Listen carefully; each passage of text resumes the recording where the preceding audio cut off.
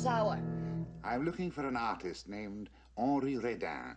You from the police? No, it's a personal matter. Go away.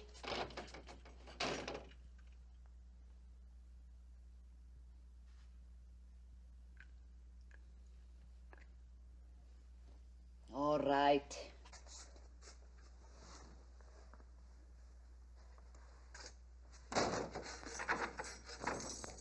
Upstairs? I'll show you. But I promise nothing.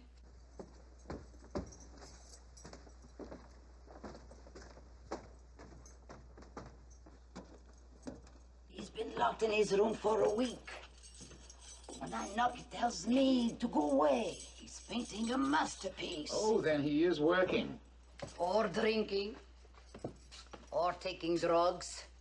He is fool, that one.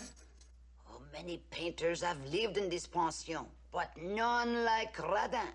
This masterpiece you spoke of, have you seen it? I do not wish to see it, monsieur. His work is evil. Perhaps a nude. There is no evil in nakedness. Oh, but Rodin, he paints monsters. He sketches at night in graveyards. Graveyards? Oh, last month he did the portrait at the morgue. His model was a corpse. He called his painting Still Life. Huh. Monsieur Rodin, open the door. You have a visitor. You see, he will not answer. Perhaps he's ill. Better use your key. Please open the door, madame. I insist. And by what right, monsieur? I am his father. Oh.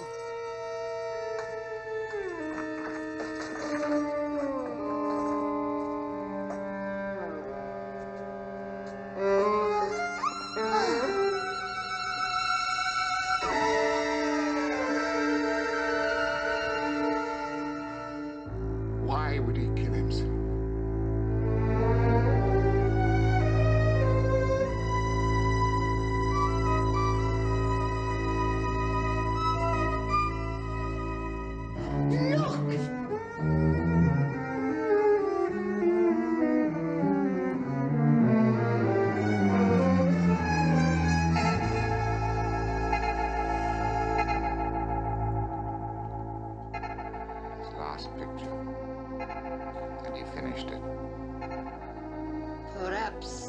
Perhaps the picture finished him.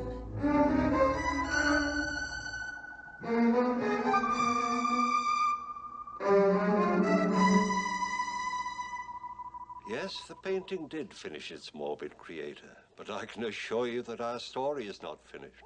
Oh, no. It's only just begun.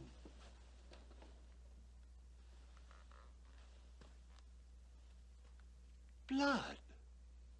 Think of that. This painting is over 100 years old, and yet real blood still glistens on the scythe of the Grim Reaper, which by no mere coincidence is the title of our story for tonight. How strange indeed that the immortality sought by a mad artist should assume the form of death. But even stranger are the fearful consequences to these others whenever the Grim Reaper's scythe drips blood. Our principal players are William Shatner, Natalie Schaefer, Elizabeth Allen, Scott Merrill, Fifi Dorsey, and Henry Daniel. You've seen the harbinger of evil. Someone is in mortal danger as sure as my name is Boris Karloff. Stay where you are.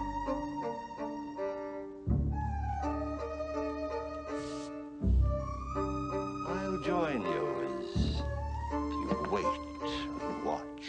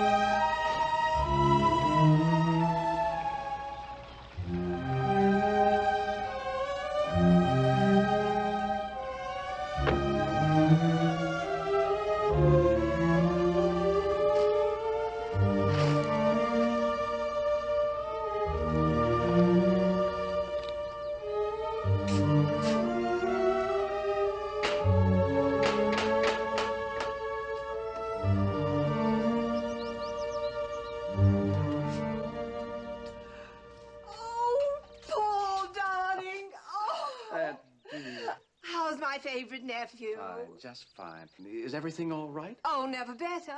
Why? Well, I had a bit of a shock when I drove up. I thought something might have happened. Oh, you mean the hearse?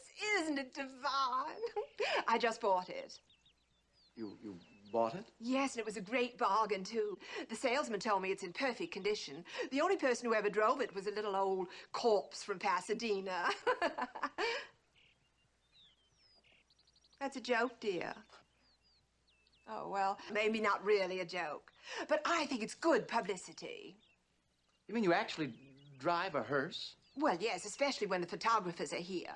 You know, one of the picture magazines is sending out a crew to do a spread on the house. Oh, wait till you see it inside. It's the ever-loving end. Come on in. We mustn't let fresh air into the house.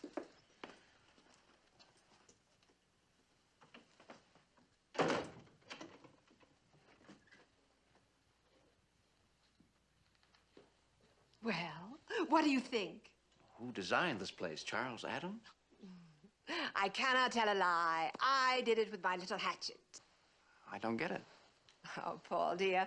To you, I'm just good old Auntie B. And a bit of a kook, right? Oh, now I know. Never mind. But you must remember that to the public, I'm Beatrice Graves, author of 27 hardcover mysteries, 11 screenplays, and 3 television series based on characters that I created. So it pays off to be a bit of a character myself. Well, now do you get it? This is showbiz. Now I see. You had me a bit worried. Buying this old barn, calling it Gravesend. Oh, I'd much rather have called it Bedside Manor. But Gravesend seems so much more appropriate. You must always play up the name, you know. You still call yourself Beatrice Graves? Oh, yes, of course. It's lots easier than Beatrice Graves and Fugio, Camston, Stantler, Molson, Keller. 4 husbands. 5, darling. You're forgetting Keller. Keller? Where does he come in? Right through there. Darling. Oh.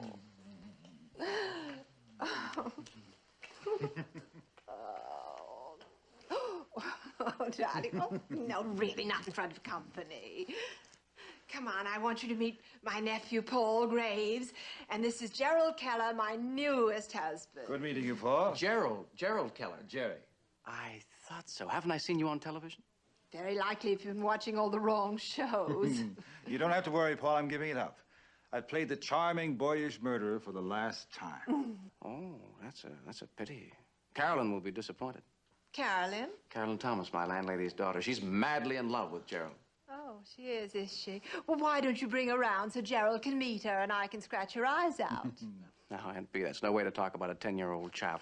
I've got a better idea. Gerald, why don't you give her your autograph? Just sign your name right here. I know that'll give her a big thrill. Okay, I've got to be nice to my public. The only reason I married him is because I'm so fond of ham. Darling, come and let me show you the rest of the house. Aren't you coming on the grand tour, dear? Not this time. I think I'll go upstairs and finish some letters. All right.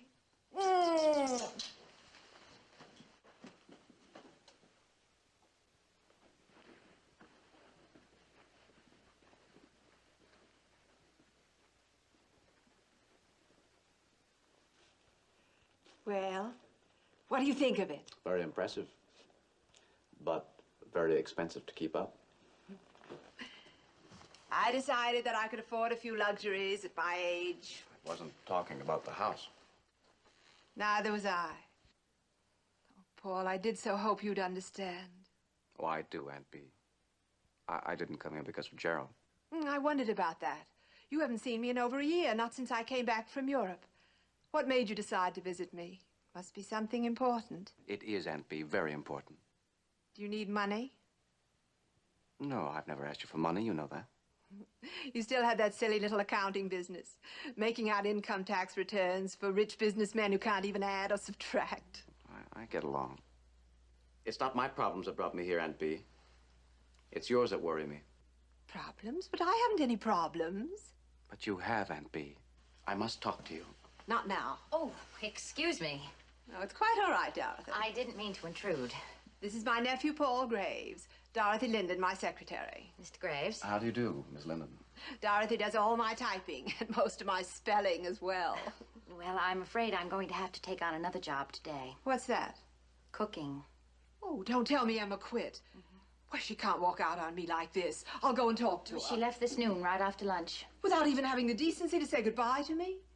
Well, you were in the library, Mrs. Graves, and she said she just couldn't go in there because of it. It? What's it all about? Come on, I'll show you. What's the matter? Don't tell me you're afraid of it, too. Perhaps. You make it sound like you're concealing some sort of monster in there. Come see for yourself.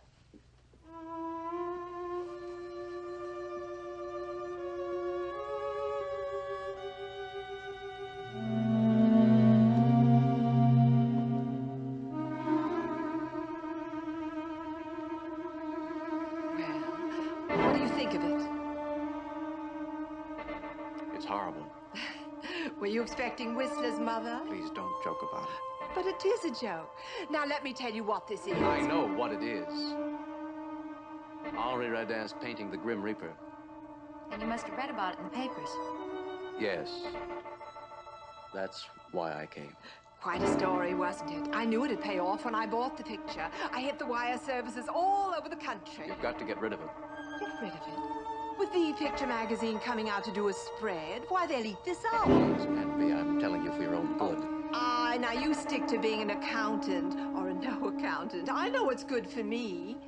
This is publicity. Will you listen to me? Something wrong? Yes, with my nephew's pointed head. He wants me to get rid of the picture. Well, you've got to admit it's a bit on the morbid side. Apparently, you don't know the history of this painting. Only what Bea told me about the absent-minded artist. Absent-minded? Yeah, like he hung himself instead of the picture. This is nothing to joke about. Let me tell you. All right, all right. We might as well sit down and let Paul do the Morris the Explainer bit. That's a show business term, dear. The character in the trench coat who comes on and tells how the murder was committed. He's Morris the Explainer.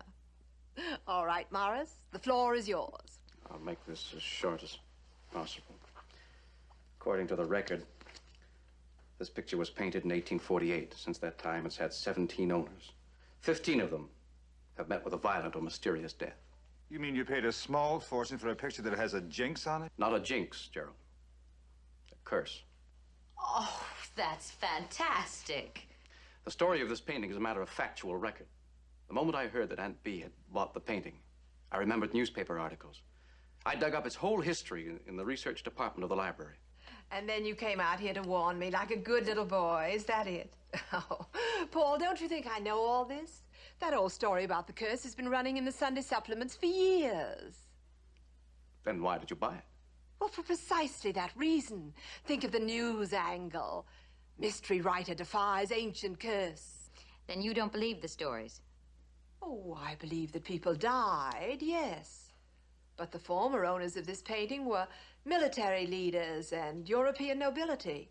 Just the sort who would die violent deaths. Well, what about all those other curse stories? The Hope Diamond. The people who died after opening King Tut's tomb. Just coincidence. No curse. You might as well say that the Declaration of Independence carried a curse. Of course, everybody who signed it died. Well, I guess we can all relax. You're forgetting one thing.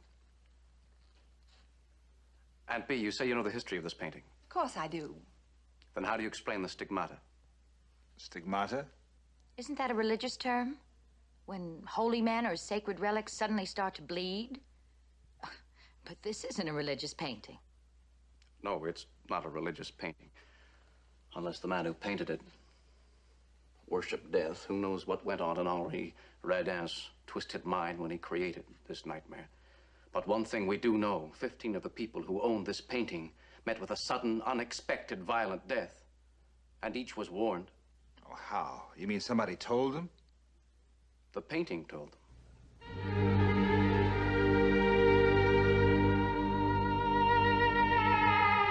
Every time someone is about to die, the painting begins to bleed. Oh, you're making this up. Isn't he, Mrs. Graves? Of course, I've heard that story. The art dealer told me that... Couldn't it be true? Oh, no. Superstitious nonsense. What do they mean when they say the picture bleeds? Oh, I don't know. Maybe Aunt Bea's right. It does sound fantastic. They say this is the Grim Reaper, the Angel of Death. And he gives a warning. You see the scythe he carried? Whenever anyone is about to die, the blade of that scythe begins...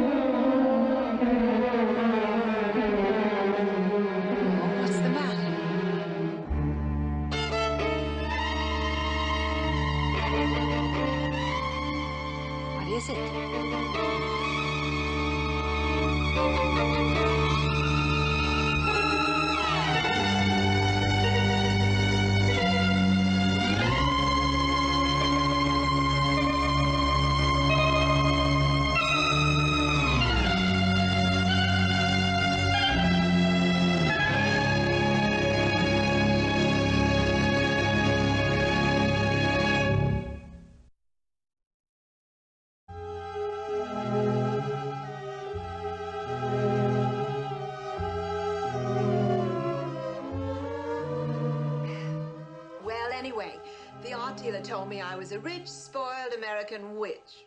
That's the word he used, in French, of course. Then he insisted on 150,000 francs. Mr. Keller. Dorothy seems to think you've had enough to drink. Don't be silly, darling. I called him a bandit. I told him that crime doesn't pay that well, not even on television. And then we compromised for 100,000. You paid 100,000 francs for that obscenity. Don't get so excited, Paul. I'm rather fond of the old Reaper. You know, art is like marriage. I don't know very much about men, but I know what I like. It's very good brandy. You sure you want to have some, Paul? Cognac's the same as a woman. At its very best between the ages of 25 and 40. 50. I'm cold out here. I'm going into the library. Bring the brandy, dear. Aren't you coming with me, Paul? No, Aunt Bea, I'm going up to my room.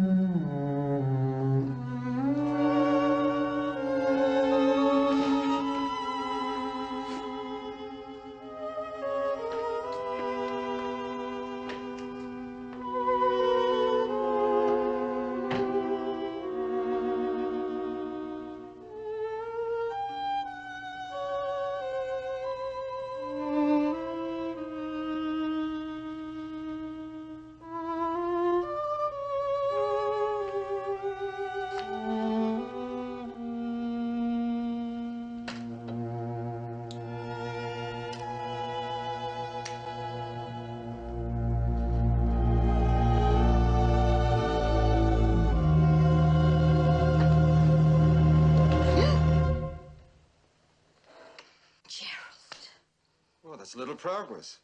At least we're on a first-name basis. What's the idea of sneaking up on me like that? I'll give you 3 guesses. This is no time for clowning. But I'm not clowning. If you just give me the chance, I can prove it. You promised to leave me alone. I guess I'm just a forgetful type. Well, let me remind you then. You're a married man. You don't have to remind me. How can you be so cold-blooded? Aren't you concerned about what happened? Of course. That's why I'm here. I was worried about you. Well, you ought to be worried about your wife. Didn't you notice at dinner? She always drinks at dinner. Not like this. I'm afraid she's going off the deep end again. Who were you going to call? Dr. Bryce. Don't bother. But if he came up, he could calm her nerves down, give her a shot. Let her get her shots from the brandy bottle. That'll calm her soon enough.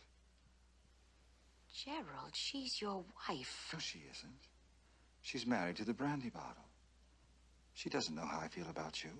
And if she did, She wouldn't even... Get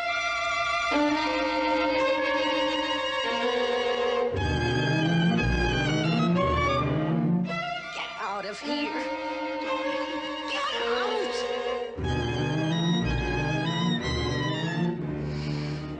Okay. I can take a hint.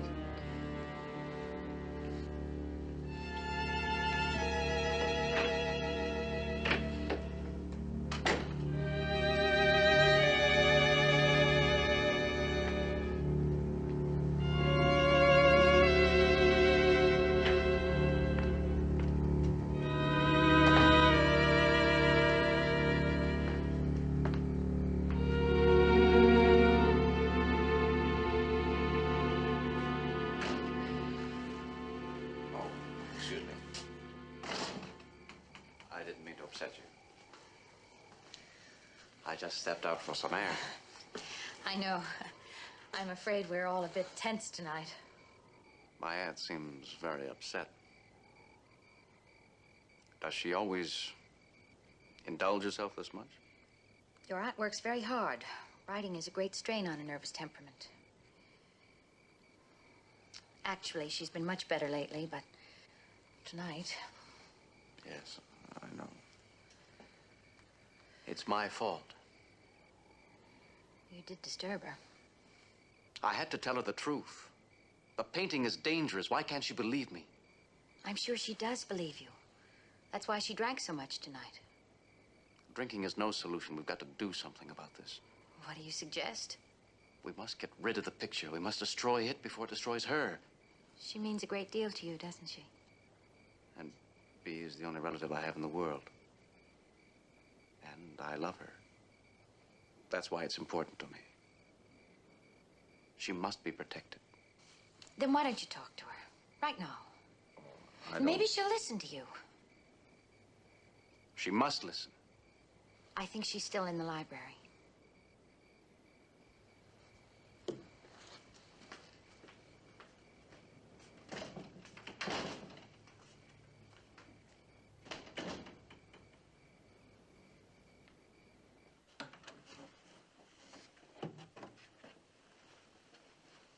Aunt B?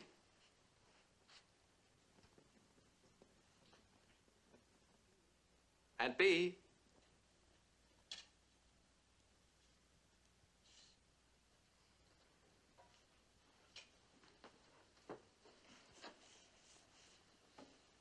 What do you want?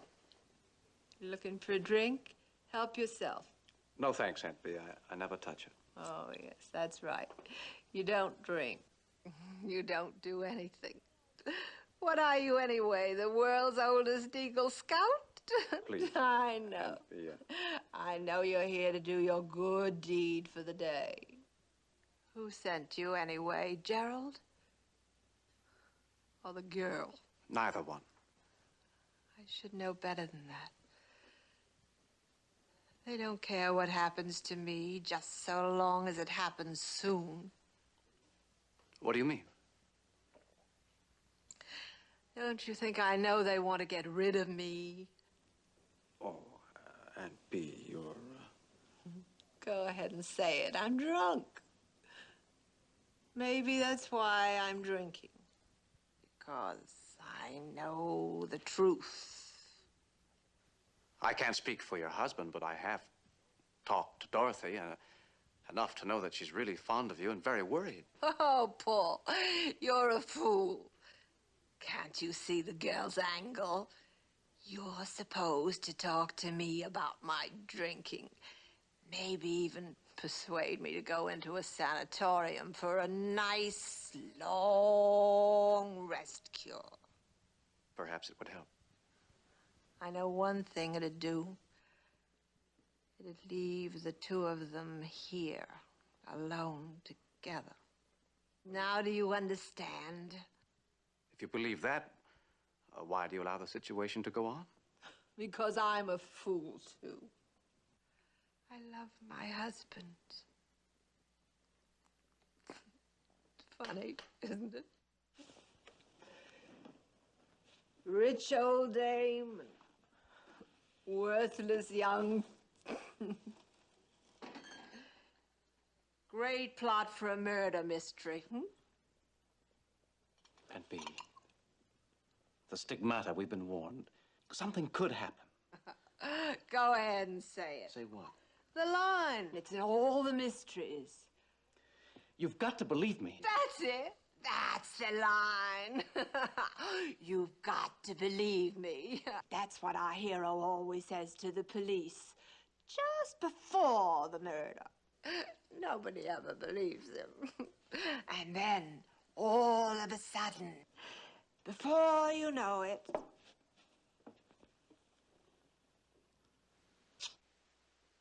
Look, this is nothing to joke about. The picture gave us a warning this afternoon. Yes, the picture. Then you do believe me? Perhaps. Well, aren't you afraid? Sitting here alone like this, staring at that face? Skulls have no faces, Paul. And death has no terrors. Not for me.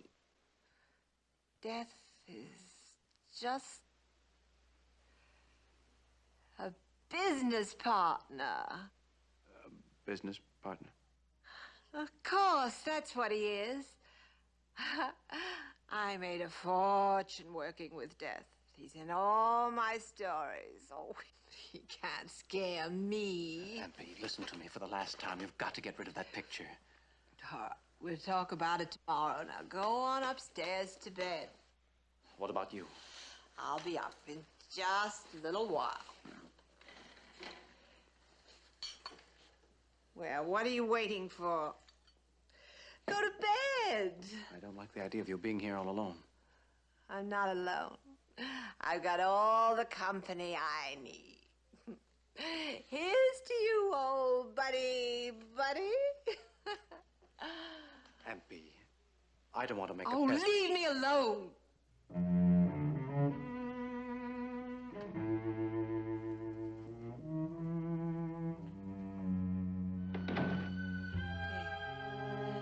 That's better. Just the two of us.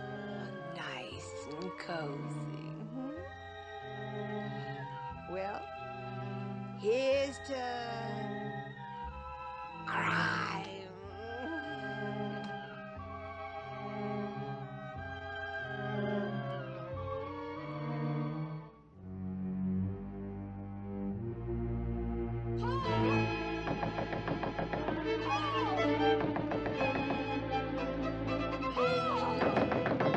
Coming.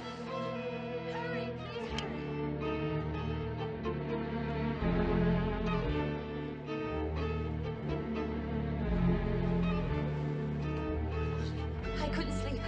I heard a noise in the hall, so I came out, and that's when I saw. What's the matter?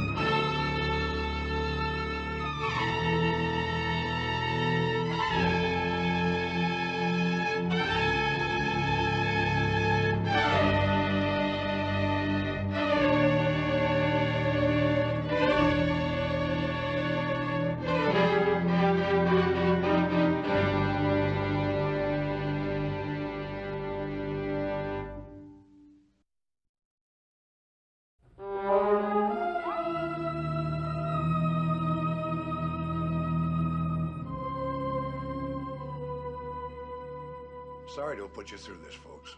An inquest can be pretty rough. We understand, Sergeant. Under the circumstances, you had no choice. Well, at any rate, it's over now. I just want to stop and say thanks for your cooperation. And to offer my condolences to you, sir. Thank you. And to you. Your aunt was a wonderful woman. Yes, she'll be missed. Sergeant, before you go, there's something I must ask you. Yes? The coroner's jury brought in a verdict of accidental death. Do you accept it? What else could it be? Are you hinting? I'm not hinting anything. I'm asking the sergeant a question. Do you accept that verdict? Yes, I do. We all know she'd been drinking. Stairway was dark. She stumbled, fell. I'm not talking about how she died. I'm talking about why.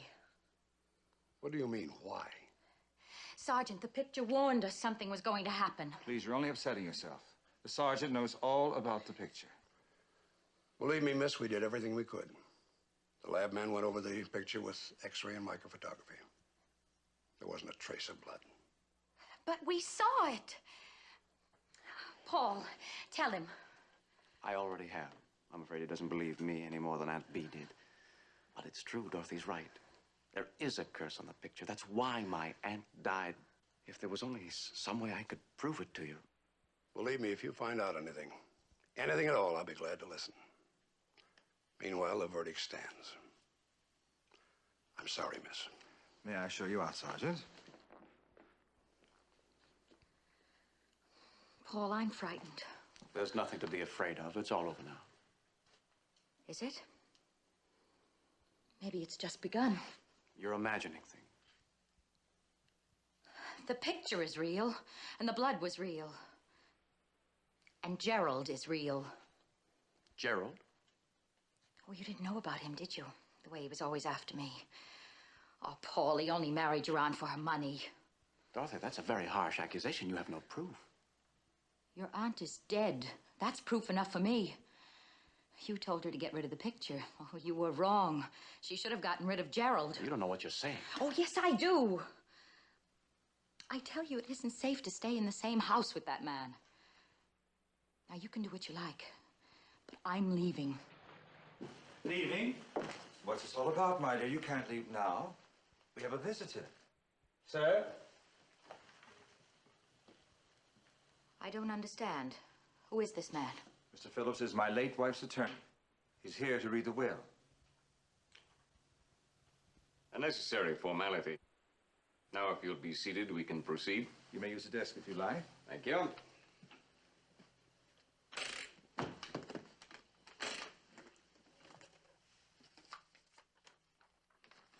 Well, I believe that concludes our business. Are there any questions? Let me make sure I've got this straight now. She left everything to me. Exactly. You're the sole heir. Oh, well, that hardly seems fair. Paul here. He's their only living blood relation. I assure you the will was carefully and legally executed.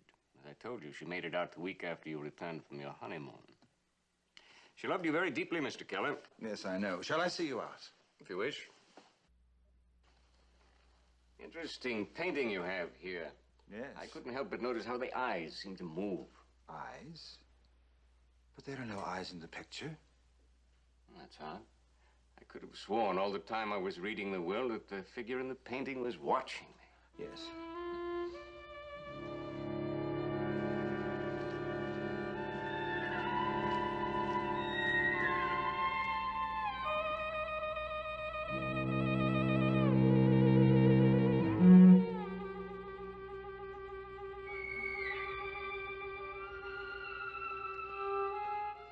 Sure you won't change your mind?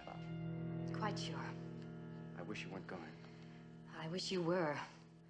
Paul, it isn't safe to be alone with him. Oh, I promised I'd stay on over the weekend with him.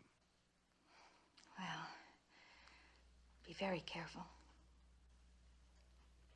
I'll call you in a few days when I get back to town.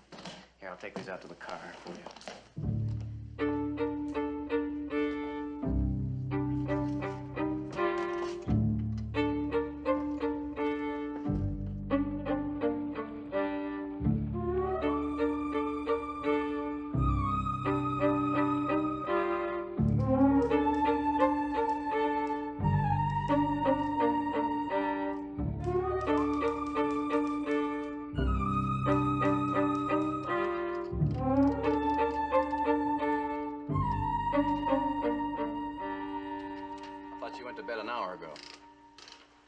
Yes, but I couldn't sleep. Just nerves, I know. Why don't you try a sedative? Sleeping pill? I don't have any. I have just the thing. Here, try this. Thanks. Water?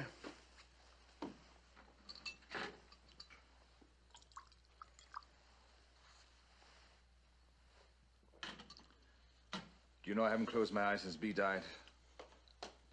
I'm afraid to.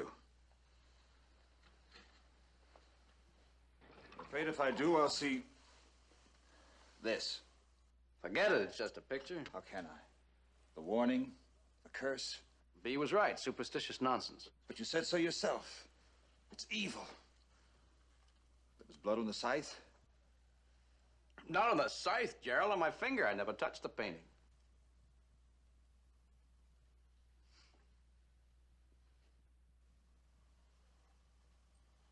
It was all a trick. I had to have an excuse to see B again.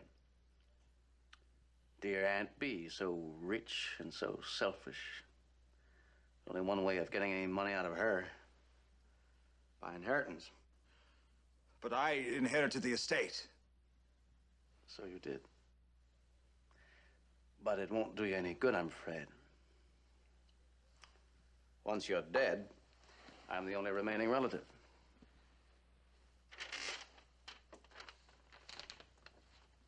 What's that? I just typed out your confession for the police. My confession? You admit you pushed her down the stairs. But you killed her. I'd never sign that. You already have. Remember the autograph you gave me when I first arrived? You'll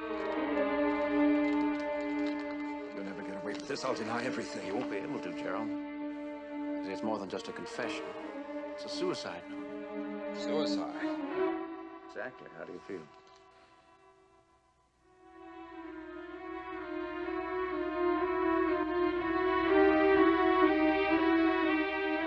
The sleeping pill.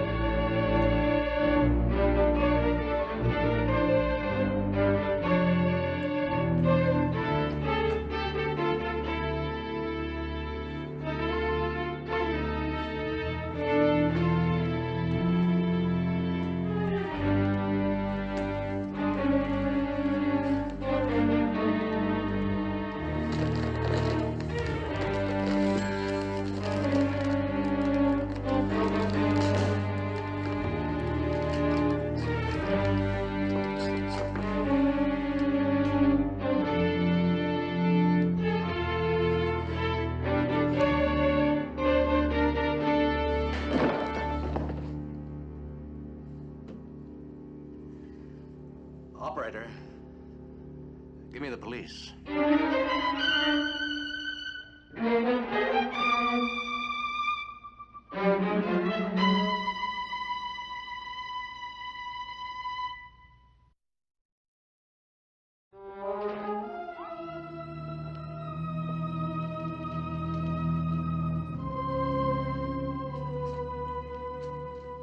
Well, thanks for your statement, Mr. Graves.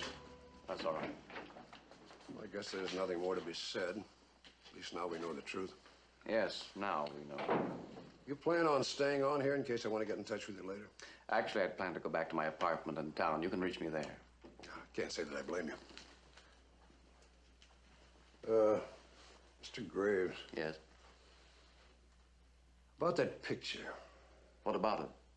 Well, I've been doing some thinking since you told me about that curse. Oh, Sergeant, we know how my aunt died. The picture had nothing to do with it. It's only a painting. Oh, I suppose you're right. Just between the two of us, I'm glad you don't plan on staying in this house with it.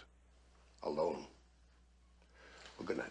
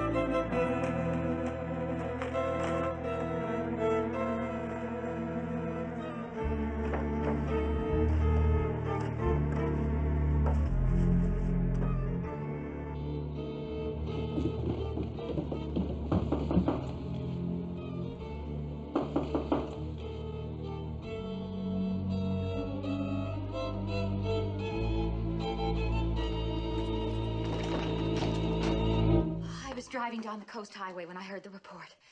Are you all right? Yes, I'm fine. There's nothing to worry about. The police just left. You're leaving? Yes. Now we can go back together. Paul, just a moment. What is it? The picture.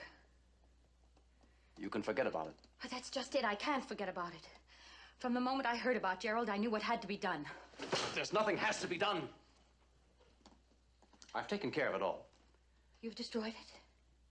No, of course not. I haven't touched it. Well, if you won't, I will. It's evil. Dorothy, wait. Paul, this mustn't happen again. We'll get rid of it before we leave. We'll burn it in the fireplace. No. Please, don't go in there!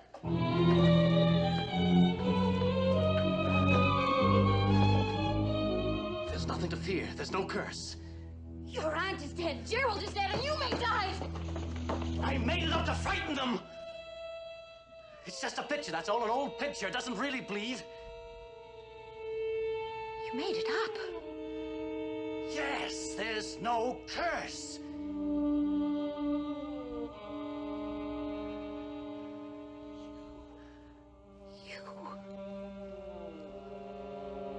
You're the one. But you understand, don't you? It was the only way. Now everything is mine. The house, money, the picture, everything. I'll share it with you, the money and the secret. What's the matter? I told you, don't be afraid. There's no curse. The picture! The arm! It's moving.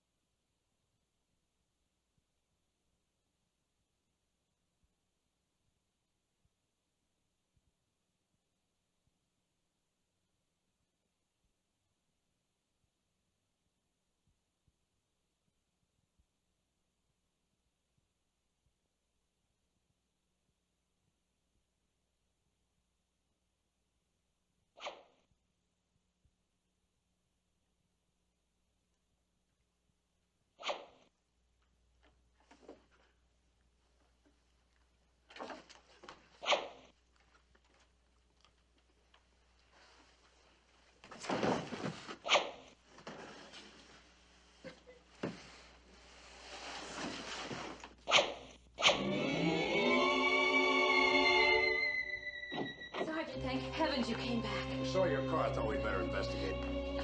He's in here.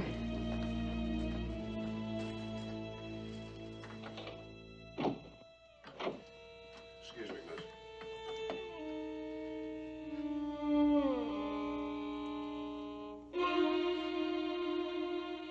Good Lord.